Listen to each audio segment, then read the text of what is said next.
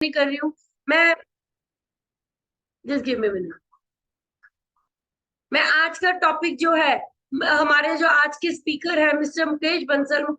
Mister Bansal, आप अपनी तरफ से अपना माइक ऑन कीजिए और आज का टॉपिक हमारे साथ कवर कीजिए। So thank you very much mister Bansal, over to you. Thank you Richa ji. Good morning all. मेरी आवाज आ रही है? वेव कीजिए अगर अब मेरी आवाज आ रही है तो। यस सर, यस, आवाज आ रही है। इतना डांस करने के बाद क्लास करना थोड़ा मुश्किल हो जाता है, क्योंकि हो रहा है आप लोगों को? किसको नहीं हो रहा है? किसी को नहीं हो रहा है, सिर्फ मुझे ही हो रहा है। भाई मैं सबसे ज्यादा एज में ज्यादा भी हूं ना आप लोगों से, इसीलिए मुझे होगा, आपको नहीं होगा। चलिए, हर्बल लाइफ है, कोशिश कर रहे हैं बट फिर भी करेंगे। डांस में किस चीज को मजा आया? वेव कीजिए। चलिए, आज हम पहली एक्सरसाइज करेंगे। सबसे पहले इस कॉल को शुरू करने से पहले ना जोर जोर से क्लैपिंग करेंगे हम। शुरू कीजिए जोर जोर से। सोनिया जी रोटी छोड़ दीजिए, एक बार क्लैपिंग कीजिए सब। चलिए, आज हम इसी को सिखाएंगे कि रोटियां कैसे बनाते हैं। ठीक बात है। किसकी रोटी कैसे गोल होती है, किसकी चकोर होती है, किसी का भारत का नक्शा बनेगा, किसका क्या नक्शा बनेगा, आज हम ये सिखाएंगे? बिल्कुल नहीं, ये तो आप लोगों को बहुत अच्छा आता है।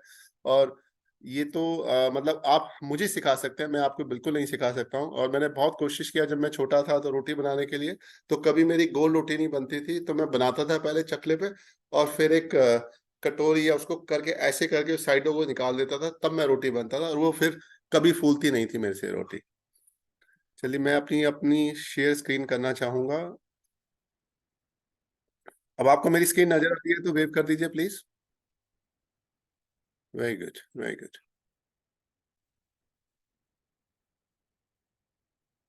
आज हम डिस्कस करने वाले हैं आटे के ऊपर। और आटा हमारे सब घरों में यूज होता है, और बहुत सारे घरों में बहुत तरह का आटा यूज होता है।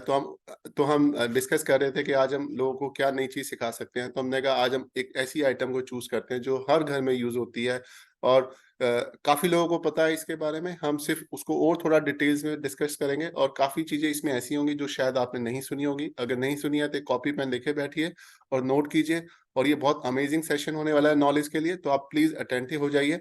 अगर आपको अपनी ए फ्रेश लेनी है तो प्लीज ए फ्रेश ले लीजिए, मेरे पास भी ए फ्रेश है मेरी।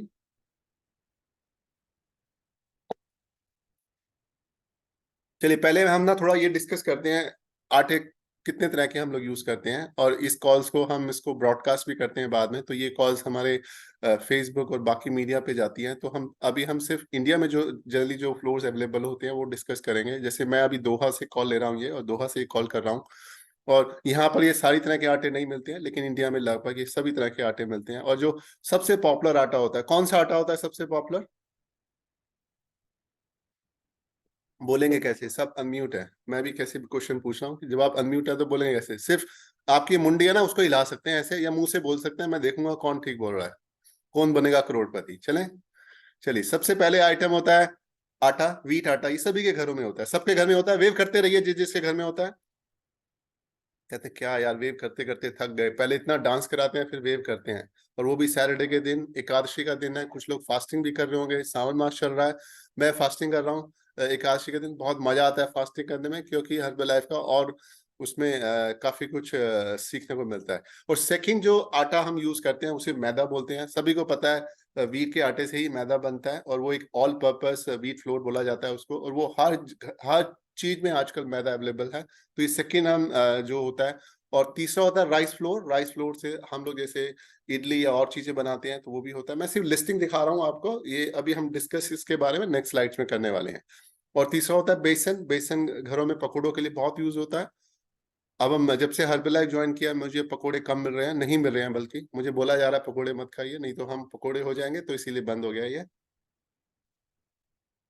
और एक होता है कौन का आटा, मक्की का आटा। अभी सर्दियां तो नहीं है, अभी तो गर्मियां हैं। जब सर्दियां आती हैं तो सरसों का साग, मक्के की रोटी, वाह भाई वाह, क्या मजा आता है।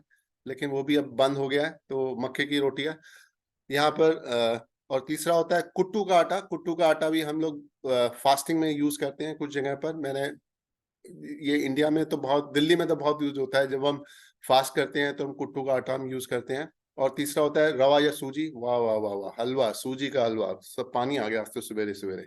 तो सूजी का हलवा होता है। ये इसी का बनता है सेमोलिन, जिसे इंग्लिश में बोलते हैं, या फिर आपका रागी या बाजरा होता है, ये भी बहुत एक कॉमन आटा का प्रकार है। और फिर होता है जौ का आटा, और लास्ट होता है ज्वार का आटा। तो ये तरह तरह के आटे होते हैं, किसी घर में कोई यूज ज्यादा होता है, किसी में कुछ होता है। आज हम इन्हीं आटे के बारे में आप लोगों से डिस्कस करने वाले हैं, किस आटे में क्या होता है और क्या बेनिफिट्स है उसका, किसको कितना यूज करना चाहिए और क्यों यूज करना चाहिए। मेरी स्क्रीन दिख रही है तो वेव करते रहिए। चलिए, अब हम जो इतने सारे हमने 9 तरह के आटे देखे, उसमें से मैं 3 तरह के आटों को ही डिस्कस करने वाला हूँ। एक होता है गेहूं का आटा, दूसरा होता है बाजरे का, और तीसरा होता है जौ का। इसके अलावा भी और भी थे उस लिस्ट में, लेकिन हम इन तीनों पे ही कॉन्सेंट्रेट करेंगे अभी। तो जो हमारा आटा होता है उसमें जो जो गेहूं का आटा हम जो बोलते हैं, गेहूं के भी बहुत तरह के प्रकार होते हैं। मेरे ख्याल से हरिंदर सिंह जी को म्यूट करेंगे तो वो आपको बताएंगे कैसे कैसे उसको फार्मिंग करते हैं। बहुत अच्छा उनके कल का फीडबैक था, मैं उनका फैन हो गया हूँ जब से उन्होंने कल से उन्होंने जो शिमला मिर्च के बारे में बताया, वो मुझे नहीं पता था पहले। तो जो गेहूं का आटा होता है उसकी चपातियां बनती हैं, पराठे बनते हैं। पराठे तो क्या लजीज बनते हैं उसके, तो मूली का पराठा। मुझे भी थोड़ा सा आज गलत हो रहा है कि मैं भी हर बलाय से डिस्ट्रैक्ट होता जा रहा हूँ। तो हम रोटियां बनाते हैं गेहूं के आटे से। और दूसरा बाजरा है, बाजरे की खिचड़ी बहुत अच्छी बनती है, रोटी भी बनती है। और जो ज्वार का आटा होता है उससे हम बाखरीज बनाते हैं, उपमास बनाते हैं, और ये भी एक बड़ी पॉपुलर डिश होती है। ये सिर्फ डिस्कस कर रहे हैं क्या क्या ऑप्शन इसमें होती हैं। अब हम डिस्कस करेंगे इनके हेल्थ बेनिफिट क्या है। जो जो गेहूं का आटा होता है, गेहूं का आटा जो होता है वो जो हमारी गट हेल्थ होती है, गट हेल्थ मतलब स्टमक, जो हमारा डाइजेशन सिस्टम होता है। जैसे अभी थोड़े दिन पहले हमने कॉन्स्टिपेशन पे भी डिस्कस किया था। तो जो हमारी गट हेल्थ होती है उसके लिए बहुत अच्छा होता है, डाइजेशन के लिए अच्छा होता है, और वेट लॉस के लिए भी अच्छा होता है। अब आप कहेंगे मुकेश आप वेट को लॉस के लिए कह रहे हैं रोटी खाइए, लेकिन हमारी जब डाइट सेट होती है तो हम बोलते हैं रोटी मत खाइए या कम खाइए, या इस टाइम पे खाइए उस टाइम पे नहीं खाइए। तो वही चीजें हमें अभी सीखनी है, इसमें फर्क क्या है, ताकि आपको इस समझ में आए कि अगर हम कोई चीज आपको कम बोल रहे हैं तो क्यों बोल रहे हैं, और कितना बोल रहे हैं और कैसे बोल रहे हैं। तो जो व्हीट आटा होता है उससे आपका जो टाइप 2 डायबिटीज होती है उसको भी कंट्रोल कर सकते हैं। और ये कोलेस्ट्रल कैंसर होता है उसको भी ये हेल्प करता है, और ये हार्ट डिजीज के लिए भी हेल्प करता है। प्रॉब्लम्स ये होती है, ये सब चीजों में हेल्प करते हैं, लेकिन किन चीजों में हेल्प नहीं करता वो हम आगे वाली डिस्कशन में शुरू करेंगे। और जो ज्वार का आटा होता है वो भी हमारे हार्ट हेल्थ के लिए बहुत अच्छा होता है, डाइजेशन के लिए भी बहुत अच्छा होता है, और हमारी इम्यूनिटी सिस्टम बढ़ाता है। जबकि जो व्हीट फ्लोर है उसमें इम्यूनिटी सिस्टम नहीं था, उसमें डाइजेशन था। और ज्वार के आटे में डाइजेशन भी होता है और इम्यूनिटी सिस्टम भी होता है। इम्यूनिटी सिस्टम मतलब वो कि आप जल्दी जल्दी बीमार नहीं पड़ेंगे, क्योंकि हम कुछ लोगों को इन्फेक्शन जल्दी होता है या और कोई प्रॉब्लम्स होती हैं, तो उसके लिए वो होता है जब हमारा इम्यूनिटी सिस्टम स्ट्रांग नहीं होता है। तो ज्वार का आटा जो होता है उससे आपका इम्यूनिटी सिस्टम स्ट्रांग होता है। और कुछ लोगों को ग्लूटेन की सेंसिटिविटी होती है, एलर्जी होती है, तो उनके लिए भी ये बहुत अच्छा ऑप्शन होता है ज्वार का आटा। और इससे जो कैंसर का रिस्क होता है वो कम हो जाता है, जबकि गेहूं के आटे से इतना फर्क नहीं पड़ता है। लेकिन ज्वार के आटे में कैंसर, ऐसे इसमें केमिकल्स और ऐसी चीजें होती हैं जो आपको कैंसर को कम करने में सपोर्ट करती है, और उससे रिस्क कम हो जाता है आपका।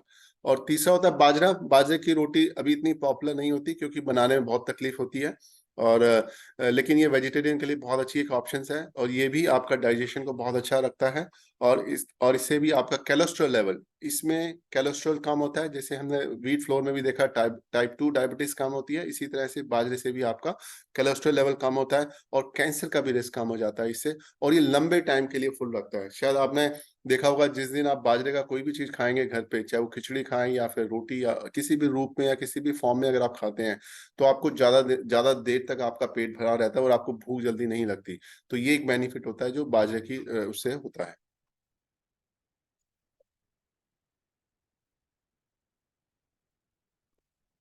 अब हम क्विकली थोड़ा सा इसका न्यूट्रिशंस के ऊपर बात करेंगे। अभी तक हमने बिग लेवल पे डिस्कशन किया है। जो आटा होता है वो, उसका जो ग्लाइसेमिक इंडेक्स होता है वो कम होता है। ग्लाइसेमिक इंडेक्स का मतलब होता है कि जो भी आप चीज खा रहे हैं उसमें जो एनर्जी आपकी बॉडी में, जो ब्लड स्ट्रीम में जो आपके ग्लूकोज जा रहा है वो कितना जल्दी स्पाइक होता है। अगर बहुत जल्दी स्पाइक होता है तो उसका ग्लाइसेमिक इंडेक्स ज्यादा होता है, और जो कम होता है उसका वो कम होता है। और ये ग्लाइसेमिक इंडेक्स डायबिटिक पेशेंट्स के लिए बहुत केयरफुल होता है, उन लोगों को वो ऐसे खाना नहीं खाना चाहिए जिससे ग्लाइसेमिक इंडेक्स जिनका ज्यादा होता है, क्योंकि उनसे उसका ब्लड शुगर लेवल बढ़ जाता है।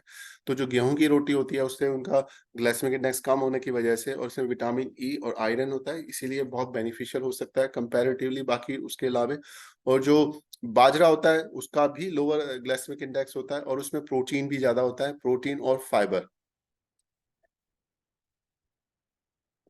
और इसमें आयरन कंटेंट भी बहुत ज्यादा होता है। तो इसमें जो फाइबर है बाजरा में ज्यादा होता है एज कम्पेयर टू व्हीट के उसमें। और जो ज्वार होता है वो उसका भी लो ग्लाइसेमिक इंडेक्स है, और उसमें भी एंटीऑक्सीडेंट बहुत होते हैं, और उसमें भी विटामिन बहुत होते हैं। अगर आप कंपैरेटिवली देखेंगे तो गेहूं का आटा थोड़ा सा एक्सपेंसिव होगा मेरे ख्याल से, जबकि बाजरा ज्वार का इतना नहीं होता है। लेकिन अगर आप न्यूट्रिशनल बेनिफिट देखेंगे तो मेरे ख्याल से तीनों के न्यूट्रिशनल बेनिफिट सेम है। और आप कोशिश कीजिए तीनों को बारी बारी यूज कीजिए, एक ही चीज के लिए बाहर एक ही आटे को ज्यादा यूज मत कीजिए। अब हम थोड़ा सा बात करते हैं इनमें कैलोरीज क्या है। अभी हमने ये डिस्कस किया ये तीनों आटे लगभग सेम है और आप तीनों को अपनी डाइट में इंक्लूड कर सकते हैं। लेकिन हम जब डिस्कस करते हैं हर्बल लाइफ में कि आपको थोड़ा सा कंट्रोल करना है, आज हम उसी पे डिस्कस करेंगे। जो रोटी हम चपाती फुल्का जो हम घर में बनाते हैं, अगर वो लगभग 6 इंची अगर डायमीटर की है, अगर कुछ लोगों की बड़ी भी हो सकती है, कुछ की छोटी भी हो सकती है, कुछ की थिक भी होती है थोड़ी सी, किसी की थिक नहीं होती, कहीं भी होता ना। या जैसे जब घर में बहू आती है, अरे यार बेटे तूने बहुत छोटी छोटी रोटी बनाई है, मैं तो काउंट करके बना दी, थोड़ी बड़ी बनाओ, राइट। या फिर पराठा है, अरे यार ये तो बहुत मोटा है, थोड़ा पतला करो। हर घर में डिफरेंट हो सकता है। लेकिन जो रोटी इन जनरल होती है उसमें अगर 70 to 80 कैलोरीज आ जाती है एक चपाती अगर आप खाते हैं। तो आपको ये समझना है कि आप कितनी खा रहे हैं। अगर कुछ लोग 3 खाते हैं, कुछ 4 और कुछ लोग 5 भी खाते हैं, या पहले खाते थे हर्बल लाइफ से पहले, तो आपको ये देखना है अगर आपने 4 अगर खा लिए तो लगभग आपका 300 to 400 कैलोरी चली गई है। और जबकि हम ये बोलते हैं जो आपका एक मील होता है उसमें मैक्सिमम 300 से 500 कैलोरी से ज्यादा नहीं जाना चाहिए अगर आपको वेट लॉस की जर्नी करनी है। तो अगर आप बहुत ज्यादा चपाती या रोटी खाएंगे तो आपको कैलोरी ज्यादा चली जाएंगी। इसीलिए हम आपको ये रेस्ट्रिक्ट करते हैं कि आपकी जो रोटी की इंटेक है वो ओवरऑल फुल डे में ज्यादा ना हो। जो पराठा होता है बड़ा पॉपुलर आइटम है, हर लोग पराठा बहुत खुशी से खाते हैं। और कुछ घरों में तो ब्रेकफास्ट का मतलब पराठा ही होता था, पराठा साथ में अचार या दही या इस तरह की आइटम। और कुछ घरों में तो पराठे की बहुत वेरिएशन या वैरायटीज होती हैं, आलू का पराठा, गोभी का, पनीर का, और ना जाने क्या क्या। और तो जो पराठा होता है कंपैरेटिवली रोटी के मुकाबले में क्योंकि उसको ऑयल से उसको बनाया जाता है तो उसमें कैलोरीज कंटेंट और ज्यादा हो जाता है। तो एक पराठे में लगभग 150 से 300 कैलोरीज तक पहुंच जाती है। तो मतलब जो रोटी के मुकाबले जो पराठा होता है वो उसमें उसकी स्टफिंग होने की वजह से, उसको ऑयल में बनने की वजह से उसका जो ओवरऑल कैलोरीज होती है वो बहुत ज्यादा हो जाती है। तो अगर आप वेट लॉस जर्नी में हैं तो आपको ये ध्यान रखना है कि आप एक पराठा खाएंगे तो वो लगभग 2 से ढाई एक रोटी के बराबर होगा। तो अगर आपको ऑप्शंस हैं रोटी या पराठा, तो अगर आप रोटी खाएंगे तो ओवरऑल कैलोरीज आपकी आपके उसमें बॉडी में कम जाएगी। और जो आप वेट लॉस जर्नी में होते हैं तो आपको कैलोरीज की कैलकुलेशन धीरे धीरे समझ में आनी चाहिए कि हम इसको कैलोरी जब तक हम डेफिसिट नहीं करेंगे हमारा वेट लॉस नहीं होगा। तो कोशिश कीजिए पराठे का इंटेक बहुत ज्यादा मन है तो ही कीजिए, या कभी कभी कीजिए, या थोड़ी क्वांटिटी में कीजिए। और जो लास्ट जो लिस्ट में आता है नान, ये बहुत पॉपुलर होता है। अगर आप रेस्टोरेंट में खाना खाने जाएंगे तो बच्चों को नान बहुत पसंद आता है पसंद नान वेव कीजिए। उन्हें सिर्फ नान चाहिए, और वो भी बटर नान, बटर नान, गार्लिक नान, पता नहीं कितने तरह की नान आती हैं आजकल तो। और खूब उसमें बटर तो आजकल रेस्टोरेंट में एक ना ऐसे से ब्रश से लगाते हैं उसके ऊपर, ताकि वो पूरा ऐसे, शायद हम घरों में इतना हम बटर यूज नहीं करते जितना नान पे यूज होती हैं।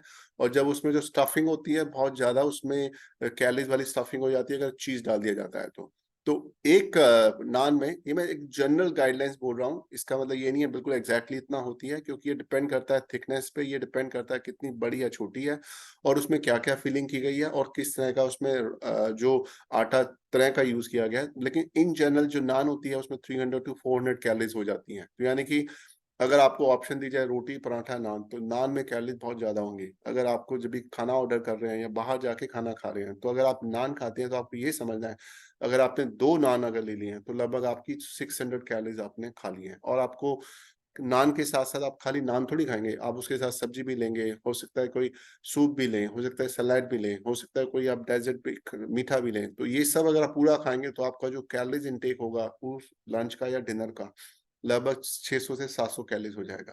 तो ऐसे केस में क्या होगा, आपका कैलोरी डेफिसिट नहीं होगा। और आपको ये समझना है, जब आप एक जनरल वॉक करते हैं घर में, कुछ लोग वॉक करते हैं, मैंने बहुत बार अक्सर सुना है कि मैं तो डेली 1.5 घंटा वॉक करता हूँ, तो मुझे तो वजन कभी बढ़ेगा ही नहीं। लेकिन आपको ये भी समझना है, अगर आप 1.5 घंटा ब्रिस्क वॉक करते हैं तो आपकी मैक्सिमम से मैक्सिमम 400 से 500 कैलोरीज ही बर्न होती हैं।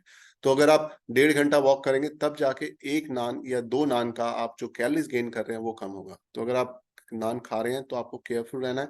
मैं ये नहीं कह रहा हूँ आप मत खाइए, खाइए, कभी कभी खाइए, जरूरी नहीं है पूरा खाना है, थोड़ा खाइए। और आपको थोड़ा-सा बैलेंस करना है। और कोशिश मैं हर एक को यही बोलता हूँ, नान अगर खाना भी है तो आप दोपहर के उसमें खाइए, शाम को मत खाइए। क्योंकि अगर नाइट में अगर आप डिनर करते हैं तो वो आप जाके जनरली सोएँगे खाने के बाद, और वो कैलोरीज़ क्या होगी, पूरी आपकी बॉडी में स्टोर हो जाएगी और वो सीधा फैट में कन्वर्ट होगी। तो आपको डिनर में अवॉइड करने की कोशिश करनी है, और कभी-कभी खाएँगे तो ही चलेगा, प्लीज़ रोज़ मत खाना।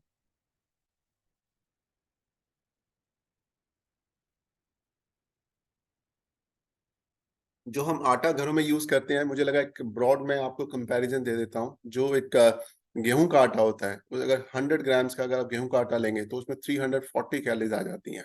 और 100 ग्राम्स में लगभग आपकी डिपेंड करता है अगेन थिकनेस। कुछ लोग शायद 1 ही रोटी बनाएँ या 2 बनाएँ, कुछ शायद 4 या 5 भी बना दें, डिपेंड्स ऑन रोटी साइज़। तो आपको 340 कैलोरीज़ मिल जाएँगी 100 ग्राम्स ऑफ व्हीट में, जो गेहूँ का आटा होता है। अब गेहूँ का आटा भी काफ़ी तरह का आता है, गेहूँ के आटे में भी, तो ये डिपेंड करता है कौन-सा आप यूज़ कर रहे हैं, तो ये थोड़ा-सा ऊपर-नीचे हो सकता है। ये सिर्फ़ एक इंडिकेटिव नंबर मैं आपसे शेयर कर रहा हूँ, आपकी इन्फॉर्मेशंस के लिए। जो राइस होता है, राइस का जो आप आटा यूज़ करते हैं, जैसे इडली में या और किसी चीज़ में, कुछ लोगों मैंने देखा है शायद डोसा भी बनता है, और तो उसमें जो कैलोरीज़ होती हैं वो 360 हो जाती हैं। यानी कि गेहूँ के मुकाबले में राइस के आटे में आपकी जो कैलोरीज़ कंटेंट होगी, ज़्यादा होगी। और जो मैदा होता है वो ऑल टाइम फेवरेट, समोसा, कचौड़ी, है ना? नमक पारे, पता नहीं क्या-क्या, नमक भुजिया, पता नहीं क्या-क्या बनता है। जो ऑल पर्पस फ्लोर होता है मैदा, उसमें 364 कैलोरीज़ हो जाती हैं। वो तीनों लिस्ट में अगर आप गेहूँ के आटे, राइस के आटे की अगर कंपैरिज़न में करेंगे तो मैदा के आटे में कैलोरी ज़्यादा होती हैं। और मैदा के आटे में सबसे जो नेगेटिव पॉइंट्स होता है, वो ये होता है उसमें फाइबर कंटेंट्स कम हो जाता है, विटामिन्स कम हो जाते हैं, क्योंकि मैदा कुछ नहीं है, गेहूँ के आटे को फ़िल्टर किया जाता है, और जब फ़िल्टर करके जो बच जाता है बिल्कुल माइन्यूट जो होता है वो मैदा हो जाती है, ये सभी को पता है। तो उसमें क्या होता है, न्यूट्रिशन वैल्यू कम हो जाती है, लेकिन कैलोरीज़ बढ़ जाती हैं। तो अगर आप मैदा बहुत ज़्यादा यूज़ कर रहे हैं अपनी डाइट में, तो भी आपका वेट लॉस रुक जाएगा, या वो जो रिज़ल्ट चाहते हैं वो नहीं होगा। तो आपको कोशिश करना है, धीरे-धीरे मैदा की आइटम को घर में यूज़ करना कम कीजिए। जैसे-जैसे आप इसको कम करेंगे, आपको आपकी बॉडी में वेट लॉस का रिज़ल्ट आपको दिखना शुरू होगा।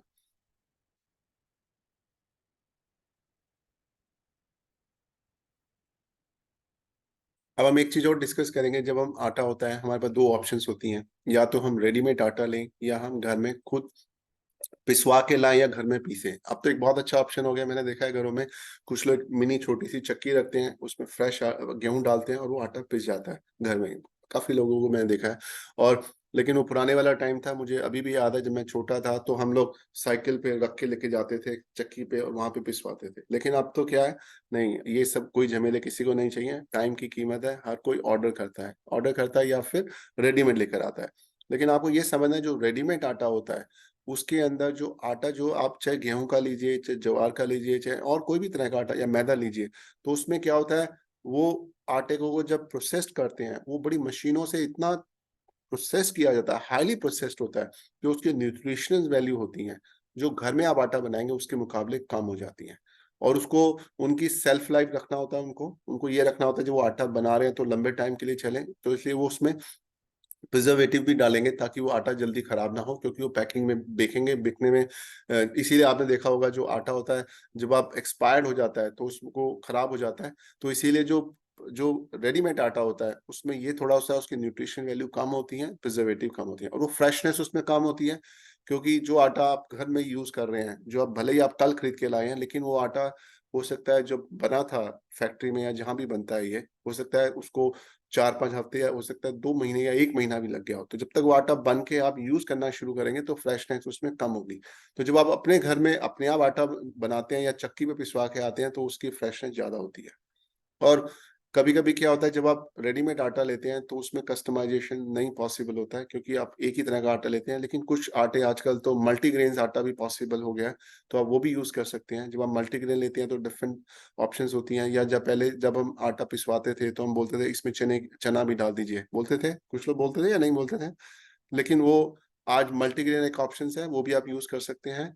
और जो कॉस्ट होती है जनरली, जो आप घर में बनाएंगे आटा, वो कॉस्ट थोड़ी महंगी पड़ती है, रेडीमेड वाला आटा सस्ता पड़ता है। ऐसा क्यों होता है? क्योंकि जो रेडीमेड आटा होता है उसकी जो क्वालिटी होती है व्हीट की, या जो भी आप जिस चीज का भी आटा ले रहे हैं, वो इतनी बहुत अच्छी क्वालिटी का नहीं होगा। लेकिन जब आप खुद घर में कर रहे हैं या आप खुद पिसवा रहे हैं, तो आप अच्छी गेहूं का आटा चूज करेंगे तो उसकी क्वालिटी थोड़ी महंगी हो सकती है। लेकिन कन्वीनियंस क्या होता है, आपको जब रेडीमेड आटा लाते हैं तो बहुत आसान होता है। और जबकि खुद ये घर में पीस रहे हैं या पिसवा के ला रहे हैं, दोनों सिचुएशन में वो क्या होता है, आटे की जो कन्वीनियंस होती है वो थोड़ा सा आपको मेहनत करनी पड़ेगी।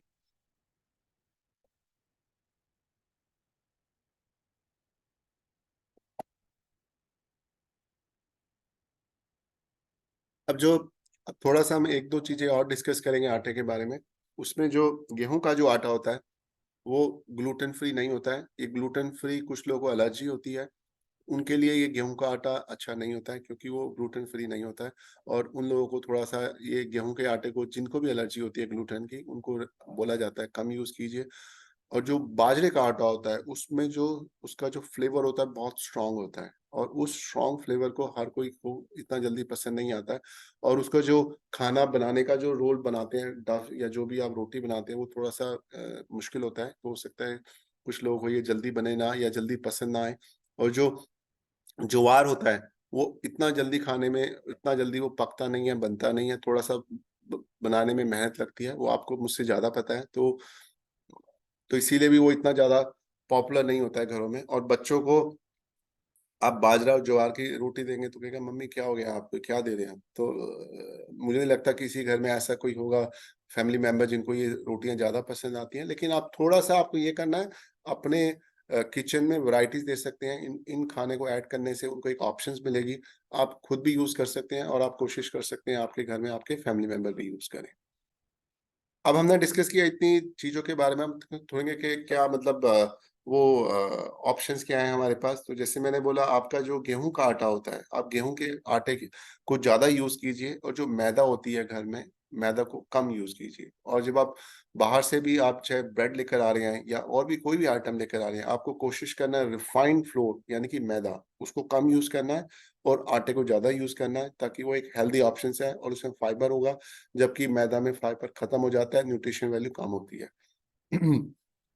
और जो ज्वार होता है वो भी एक बहुत अच्छा न्यूट्रिशन वैल्यू है, जो हमने पहले कॉल्स पे देखा है। और वो थोड़ा सा कंपैरेटिवली गेहूं के मुकाबले इतना महंगा नहीं होता है, वो भी आप अपनी डाइट में इंक्लूड कर सकते हैं। और जो बेसन होता है, बेसन का जैसे आटा मैंने शुरू में बोला था, वो चिकपीस या चने से बनता है, वो भी एक बहुत अच्छा एक ऑप्शन है। वो आप ज्यादा यूज कीजिए instead of using fried options, वो भी एक अच्छा है। और जो हर्बल लाइफ होता है, हर्बल लाइफ में जो हम प्रोटीन यूज करते हैं, प्रोटीन शेक में, जो हम अपने शेक में, और जो प्रोटीन यूज डालते हैं, जो प्रोटीन होता है उसको भी आप अपने आटे में थोड़ा सा डाल के मिक्स कर सकते हैं। अगर मान लीजिए आपके बच्चे अगर हर्बल लाइफ से नहीं यूज करते, लेकिन आपको लगता है उनमें प्रोटीन की कमी है या जनरली कमी होती है, तो उसमें भी आप उनको प्रोटीन जो होता है वो आप अपने आटे में मिलाकर गूंद कर उनको खिला सकते हैं। उनको महसूस भी नहीं होगा, लेकिन उनको प्रोटीन का इंटेक बढ़ जाएगा। और जो ग्लूटेन जिनको एलर्जी होती है, उनके लिए उनको रागी फ्लोर या उनको क्योनो फ्लोर ये वाला ज्यादा यूज करना चाहिए। जैसे मैंने बोला गेहूं के आटे में ग्लूटेन एलर्जी होती है, या उनको राइस का या बाजरे का या कॉर्न का आटा यूज कर सकते हैं। उससे वो बाकी चीजें बना सकते हैं, वो भी उनको बेनिफिशियल होगा। अब ये जो खाना होता है, जो डिफरेंट तरह के फ्लोर्स हैं, आप सभी यूज कर सकते हैं। और सभी को आप कोशिश कीजिए अपनी डाइट में डिफरेंट डिफरेंट तरह के आटे को यूज कीजिए, खाली गेहूं के आटे को मत रखिए। और जैसे हमने डिस्कस किया कैलोरीज में, तो इसमें कैलोरीज कंटेंट बहुत ज्यादा होता है। तो आपको कैलोरीज के हिसाब से ध्यान रखना है अपना।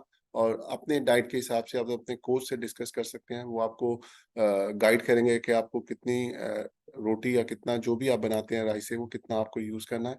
और मैं अपनी प्रेजेंटेशन को यहीं पे अब रोकूंगा, और मैं ऋचा जी को बोलूंगा टेक ओवर कर लें। Thank you Richa ji. Thank you very much sir, बहुत अमेजिंग प्रेजेंटेशन रहा। और आज मेरे को लगता है सब लेडीज का खूब मन लगा होगा, है ना, किचन में कैसे हमने आटा कैसे कौन सा बनाना है। सो मुकेश सर जो है बाय प्रोफेशन एक मतलब होटल में काम करते हैं वो, है ना। और अपना होटल वाला जो उन्होंने एक्सपीरियंस हमारे साथ शेयर किया, really it's very informative session. Thank you very much sir. और बहुत अच्छा लगता है हम लेडीज को जब आप ये बातें बता रहे हो कि कैसे